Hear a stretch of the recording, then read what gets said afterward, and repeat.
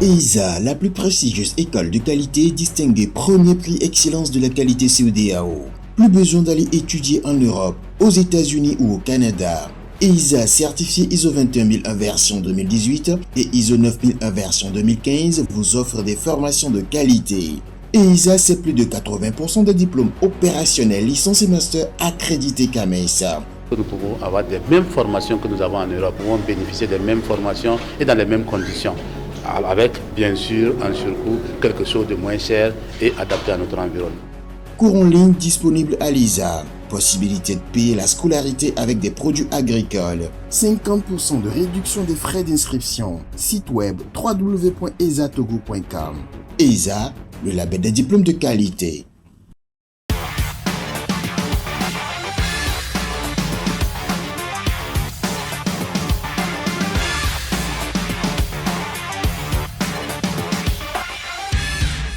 Dans l'inexorable marche vers la 5e République, un nouveau gouvernement a vu le jour. D'abord, tout a commencé avec la reconduction de Madame le Premier ministre Victoire Tomega Dogbe à son poste. Et après, on a eu un nouveau gouvernement qui a vu le jour, un gouvernement composé de 33 personnes, de 33 ministres précisément. Et juste après cela, on a eu la politique du gouvernement qui a été déroulée devant les députés à l'Assemblée nationale. Nous allons nous interroger ce soir, nous allons questionner toutes ces démarches. D'abord, pourquoi 35 ministres? D'abord, ensuite, tout ce que Madame le Premier ministre a eu à dire, effectivement, au niveau de l'Assemblée nationale. On va sculpter tout ça, on va décrypter tout cela avec notre invité du soir. Et notre invité du soir, c'est sa première fois ici, c'est Monsieur le ministre des Droits de l'Homme, chargé de la formation à la citoyenneté et chargé des relations avec les institutions de la République. Nous sommes avec le ministre Pacôme Adjouroui. Bonsoir. Bonsoir. Alors, Monsieur le ministre, 35 ministres pour un gouvernement de transition, pour un petit pays de 56 600 km², soit 8 millions d'habitants. Franchement, est-ce que vous ne pensez pas que c'est trop pour un petit pays comme le nôtre? J'ai entendu cette polémique, et c'est une polémique inutile. Le nombre de ministres est toujours fonction des tâches à accomplir au sein de la formation gouvernementale. Vous venez de le dire vous-même à l'entame de vos propos. Nous avons un gouvernement qui a la lourde tâche de mettre en place les institutions de la 5e République. Et pour cela, est-ce qu'il faille se départir des expertises, des expériences, des hommes et des femmes capables de nous aider à rentrer de plein pied dans la 5e République? Moi, je pense que la réponse est non. Et c'est en ce sens que le nombre que vous jugez pléthorique repris par les contradicteurs, c'est en démocratie, c'est tout à fait normal de le faire. Mais vous devez garder une seule chose à l'esprit.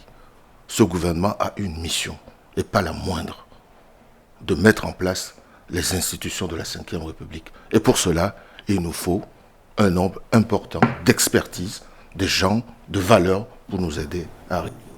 Je veux juste prendre un exemple. Quand on prend le ministère de l'Agriculture et d'un côté le ministère de la Transhumance, pour résumer ça un peu, que le ministre d'État Yac pilote, est-ce qu'on ne pouvait pas combiner ces deux éléments ensemble pour avoir l'expertise? Non, je ne le crois pas. C'est deux choses complètement différentes.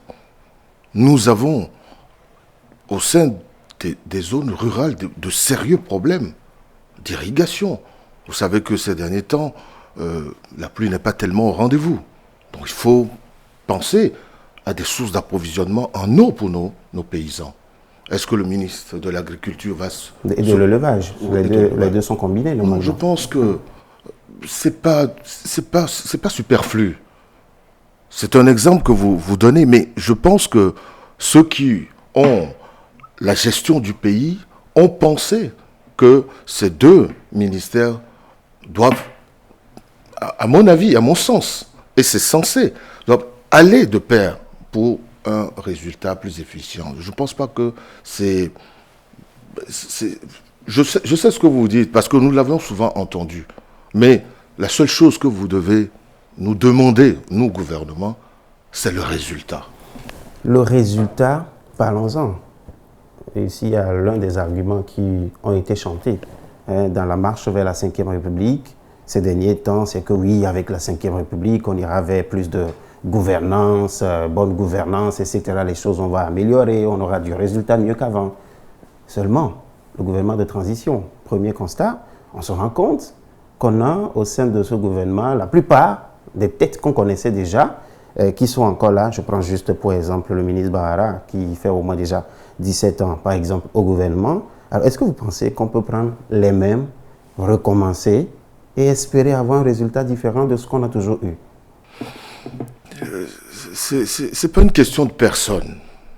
C'est pas une question de personne. Jeune ministre, j'ai eu à travailler avec le ministre Bahara. Nous étions en mission il n'y a pas longtemps. Lui, ce n'est qu'un exemple parmi tant d'autres. Oui, bien sûr, parce que c'est cet exemple. J'ai vu la hauteur, la grandeur, l'expertise de l'homme lorsque nous nous sommes retrouvés à l'étranger dans des missions assez complexes, toujours dans le cadre de la préparation de notre entrée dans la Ve République. Je reviens encore sur ce fait que nous avons besoin d'une continuité qui doit aller avec l'innovation. Vous ne pouvez pas tout simplement aligner des têtes nouvelles, tout simplement pour faire du cosmétique et plaire à la population. Je pense qu'il faut, de mon point de vue, allier la continuité incarnée par des hommes que vous avez cités tout à l'heure, dont je connais la consistance et le sérieux, l'application et le dévouement au service de notre pays, et des têtes nouvelles, des gens expérimentés qui vont sans cesse, sans aucun doute, nous aider à aller de l'avant. Et ça, c'est une conviction que je veux que vous partagez avec moi. Je peux peut-être la partager, cette conviction, mais il y a également un adage que vous connaissez certainement qui dit que on ne met pas du vin nouveau dans de vieilles huîtres. Vous avez certainement lu ça quelque part. Oui, dans les vieilles marmites aussi, on fait de belles sauces aussi des fois.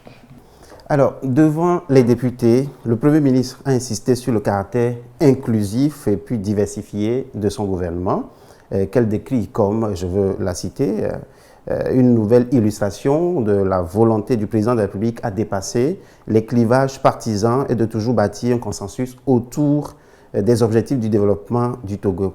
Moi, je veux aller tout droit au but, appeler un chat un chat. Vous avez réussi à enrôler le maire Gomado de l'ANC, le maire de la commune Golfe 1, au gouvernement, ce qui n'est pas sans conséquence, que nous connaissons tous. Alors, est-ce que derrière tout ce qu'on peut dire, comme quoi oui, on est dans l'inclusion, il n'y a pas une volonté d'affaiblir, par exemple, un concurrent, un parti politique comme l'ANC, sachant bien, je répète, tout ce que ça peut créer comme problème au sein de l'ANC? Quelles conséquences d'abord? Quelles conséquences vous voyez? L'implosion de l'ANC, par exemple. Écoutez, je pense que M. Gomado, qui est un bon maire, a travaillé dans sa commune, est très apprécié par ses administrés et qui a fait une politique locale qui mérite ou qui a attiré l'attention du gouvernement. Et c'est tout à l'honneur, c'est le lieu ici de féliciter le chef de l'État, son Excellence Faure Eswatini Gnassingbé, qui a démontré encore une fois que pour lui, le plus important, c'est le consensus national au service du développement. Et cet homme, en venant au gouvernement, ce n'est pas pour trahir quiconque que ce soit, c'est pour se mettre au service de son pays. Monsieur le ministre, dans un régime parlementaire, en tout cas un régime parlementaire est encore plus intéressant lorsqu'on a plusieurs partis politiques en forme, je dis bien des partis politiques en forme qui animent la vie politique. Oui. Bon, maintenant, si en face des 95% que nous avons à l'Assemblée nationale, parmi les partis extra-parlementaires ou bien parlementaires, il n'y a pas grand-chose, est-ce que ça ne fragilise pas en soi l'esprit du régime parlementaire que vous voulez construire? Monsieur Amemavo, la configuration que nous avons à l'Assemblée nationale a été voulue par les Togolais, non pas par le gouvernement. Ne me dites pas que c'est le gouvernement qui a décidé qu'il y ait 95% de députés de la majorité présidentielle à l'Assemblée.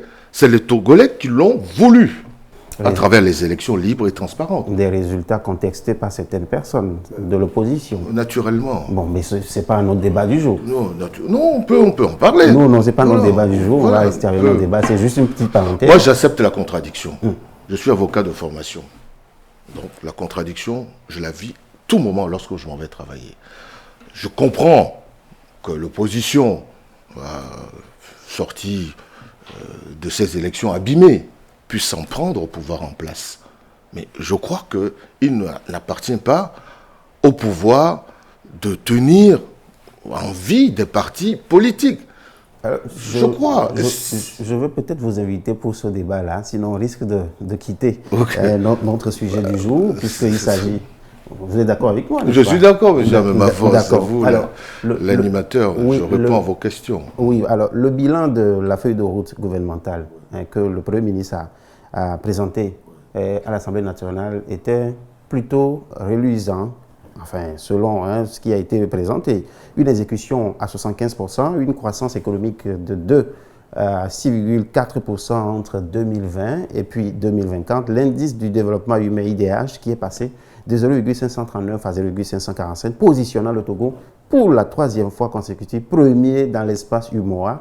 Et pourtant, le panier de la ménagère a du mal à le ressentir. Le bol du maïs, le prix du bol du maïs ne cesse de grimper, ce qui marque juste à titre d'exemple l'inflation et les difficultés des populations à joindre les deux bouts. Comment vous expliquez tout ce qui a été déballé et qui contraste avec la réalité que les populations vivent à la base?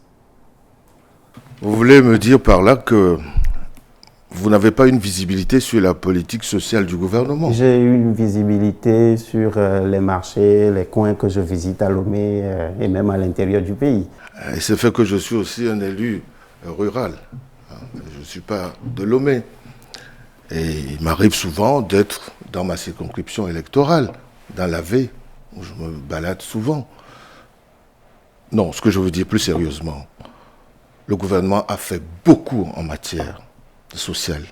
Mais comme l'a dit le Premier ministre elle-même, mais nous devons encore faire plus.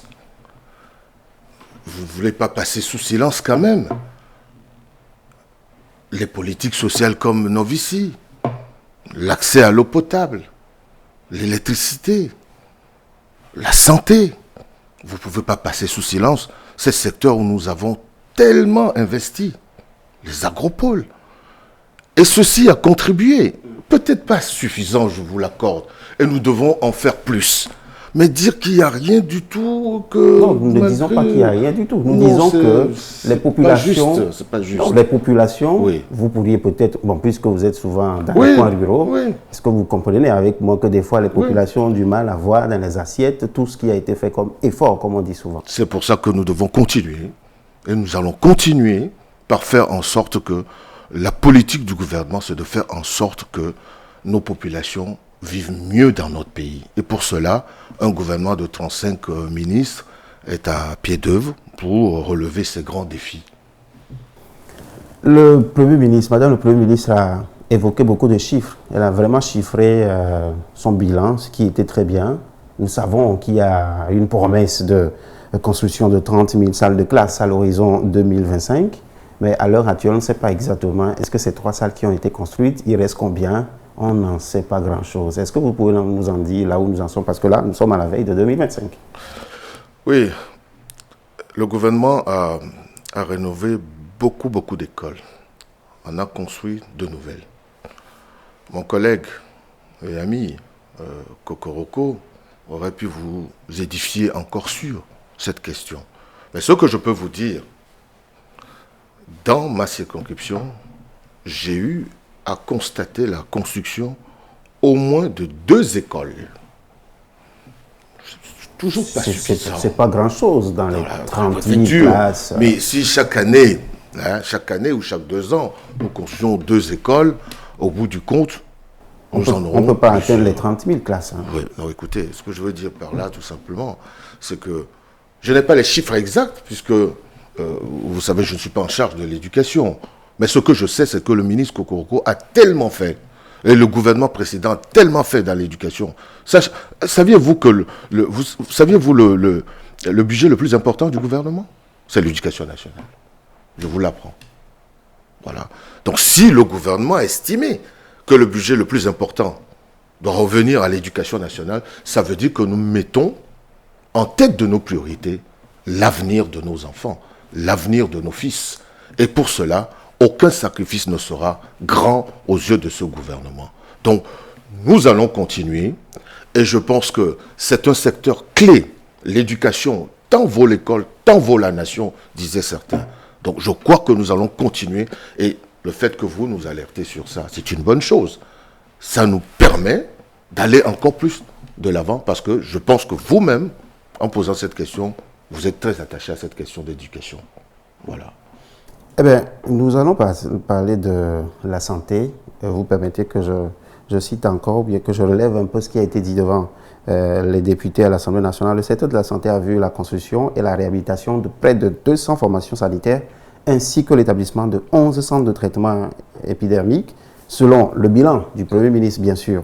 Bon, cependant, avant ce bilan, quelques semaines en arrière, nous avons tous vu, vous avez certainement vu, un reportage de France 24 qui montrait quand même le CHU Sylvanus Olympio dans des conditions vraiment, je dirais tout simplement pour être gentil avec l'expression, peu enviable, où des femmes accouchaient peut-être à même le sol. Vous avez vu ce reportage, mais la question c'est de savoir, d'un côté, entre griffes, on se vante d'avoir construit des formations, etc. Pourquoi est-ce que Tocoin, par exemple, ne fait pas partie des priorités du gouvernement, la réhabilitation de ces centres de santé? Non, je ne peux pas vous laisser dire ça. Pourquoi vous dites ça? Vous ne pouvez pas dire ça.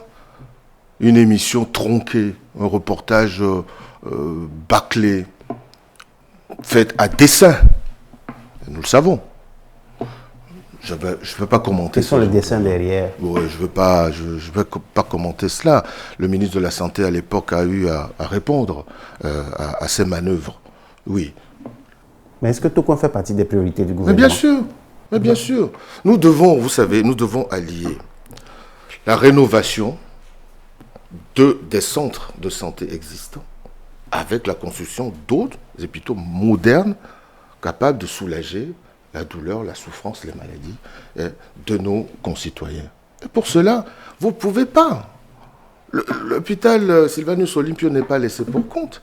Nous y travaillons. Mais pour cela, vous savez aussi que ça dépend aussi des moyens disponibles, des partenaires, l'aide de nos partenaires, et aussi de la gouvernance elle-même de l'hôpital. Tout ça est travaillé. Mais je ne peux pas vous laisser sur la base d'un reportage à dessein fait par des personnes dont nous connaissons d'ailleurs. Ce n'est pas seulement une question de reportage, monsieur le ministre, c'est quelque chose, c'est une histoire qui date pas d'aujourd'hui. Même sans reportage, on a un peu une idée de ce qui se passe là-bas. Oui, d'accord, mais convenez avec moi, les conditions dans lesquelles ce reportage a été fait, c'est quand même déplorable. Parlons d'énergie, monsieur le ministre. L'énergie a été un problème préoccupant des Togolais ces derniers temps, avec les délestages, bien que la CT a annoncé récemment la fin de son plan de rationnement. On a l'impression qu'on n'est pas encore sorti de l'auberge. Et dans la foulée, on lisait la dernière fois, le Nigeria qui hausse le ton face à un certain nombre de pays, le Bénin, le Togo, etc. Mais où est-ce qu'on en est? Quel est le plan aujourd'hui du nouveau gouvernement pour sortir les Togolais définitivement de l'auberge? Comme vous l'avez dit vous-même, nous sommes dépendants, malheureusement, de l'importation de l'électricité d'autres pays de la sous-région. Notre production n'est pas assez suffisante et assez forte pour couvrir tous nos besoins. Mais devant les difficultés que nous avons connues, le gouvernement a fait ce qu'il pouvait et a continué par multiplier des initiatives de façon à ce que nous puissions arriver à l'autosuffisance ou en tout cas à la couverture conséquente de nos besoins. Pour cela, il faut aller vers le solaire. Il faut aller aussi... Le Togo s'est engagé dedans depuis plusieurs années. Oui, mais on peut apporter des améliorations. Si ça n'est pas très satisfaisant, nous allons dans ce sens, mais dans l'hydroélectrique également. Ce sont des pistes, de nouvelles pistes que nous allons exploiter. Le gouvernement met tout ceci en chantier, mais avec d'autres partenariats pour que nous puissions régler définitivement ce problème qui nous nuit beaucoup. Mais, monsieur le ministre, la dette de 14 milliards que le Togo aurait vis-à-vis de ses fournisseurs, est-ce que c'est vrai, vous confirmez que nous sommes endettés vis-à-vis de cela? Je n'ai pas cet élément. Vous savez, méfiez-vous de tout ce qui se dit sur les réseaux sociaux. Le Nigeria ne nous a pas interpellés en tant que gouvernement en nous disant vous nous devez 14 millions, c'est ce que vous dites. Moi, je n'ai pas eu cette information-là. Ce qui est sûr, c'est que nous avons des partenariats assez serrés avec le Nigeria, qui est un pays frère, et nous allons continuer les discussions pour que cette coopération continue dans ce sens-là. Mais les chiffres, là, je ne les ai pas. Alors, la deuxième mission du gouvernement de transition, ou qu'on appelle encore le gouvernement de mission, c'est la mise en place des institutions de la Nouvelle République, avec en priorité la constitution du Sénat qui devrait élire le président du Conseil, le président du Conseil, et puis le président de la République. Bon, on sait qu'il a fallu 3 mois pour qu'on ait un gouvernement. J'ai bien envie de vous poser la question de savoir combien de temps il faudra encore attendre. Mais avant ça, je me rappelle avoir reçu ici sur ce plateau Pascal Agbové, qui est un expert en décentralisation, qui nous apprenait que les gouverneurs, les sénateurs, tout ça, là, ils ne savent même pas où est-ce qu'ils vont loger en termes de bureaux. Est-ce qu'aujourd'hui, si jamais on nomme les sénateurs, etc., ils ont déjà un cadre pour les accueillir? Vous savez, nous avons 12 mois pour mettre en place... Actuellement, il reste 9 mois. 9 mois. Et, entre-temps, il ne vous a pas échappé quand même que les gouverneurs viennent d'être nommés. Oui.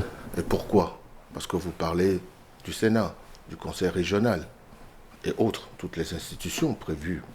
Il faut quand même un gouverneur qui convoque la première session de droit pour mettre en place, par exemple, le Conseil régional. C'est fait. Donc nous allons vers la mise en place du Conseil régional, puisque je vous rappelle qu'ils ont déjà été élus. Les conseils régionaux existent déjà. Absolument. Il fallait cette institution qui les chapeaute pour pouvoir démarrer le mécanisme et aussi assurer le contrôle de légalité de leurs actes. C'est fait. C'est le Sénat et l'Assemblée nationale réunis en congrès qui va élire le président de la République. Et toutes ces institutions sont prévues. Mais en l'espace de ces 12 mois, il y a les dispositions de la Constitution de 92 qui s'appliquent. Les problèmes de locaux, oui, mais nous y travaillons. Bon, je ne vais pas vous donner des indications, parce que je ne sais pas exactement ce qui va être affecté à tel, mais il y a beaucoup de travaux en centre-ville, ça ne vous a pas échappé. En tout cas, promenez, vous allez voir. Les travaux se font, au moment venu, eh bien, des locaux seront distribués aux institutions qui sont pas... Mais nous allons lentement, Justement, mais sûrement. Justement, la question c'est de savoir, oui. Normalement c'est en ce moment où vous devez monter plus de réactivité. Bien sûr, mais puisque le gouvernement est formé, 3 mois après. Le lendemain, oui, le lendemain, enfin, je vous ai dit, ce gouvernement a une mission spéciale, une mission importante. Et pour cela, il faut des hommes et des femmes de qualité. Et c'est ce qui a été fait. Les hommes et les femmes qui sont au gouvernement, je ne parle pas de moi, parce que le mot est haïssable, mais moi j'ai en face des collègues qui ont de l'expérience et qui savent de quoi ils parlent. Il fallait prendre tout ce temps-là pour faire travailler tout ce monde dans une expertise avérée. Donc, pour le reste, ne vous inquiétez pas. Au moment où je vous parle, il y a des choses qui se passent. D'ici demain, après-demain, vous aurez des informations qui vont dissiper vos craintes dans certains domaines. Mais comme je ne suis pas le porte-parole du gouvernement, je n'ai pas à annoncer ces choses-là, vous comprenez. Mais je veux vous rassurer, les institutions de la République sont en marche, seront mises en place dans le délai qui nous a été imparti dans cette période transitoire. J'espère juste ne pas avoir affaire au bientôt de Maïk Natiamba qui était passé me parler d'un bientôt. Finalement, ça fait 1 mois. Monsieur le ministre, si nous oublions tout ce soir, qu'est-ce que nous gardons à 30 secondes avant de vous laisser partir?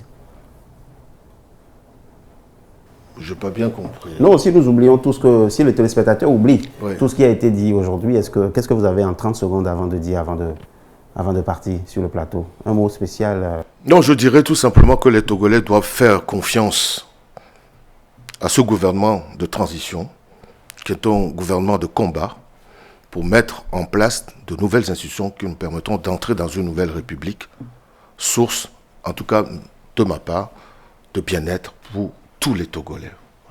Est-ce que le nouveau gouvernement sera source de bien-être pour les Togolais? Eh bien, soyons tous aux aguets des informations, observons tout ce qui va se passer au cours de cette 5e République. Mais en attendant, ensemble, on dit, Monsieur le ministre, merci d'être passé ici au plateau. C'est un plaisir d'échanger avec vous. C'est moi qui vous remercie. Donc, on se retrouve la prochaine fois. Eh bien, que Dieu vous bénisse, qu'il bénisse l'ensemble du peuple togolais et qu'il se souvienne de nous dans ces périodes les plus complexes de notre histoire. À la prochaine.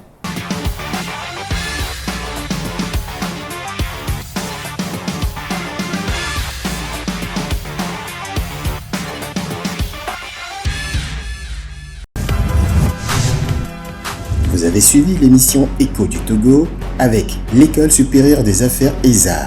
ESA, le label des diplômes de qualité.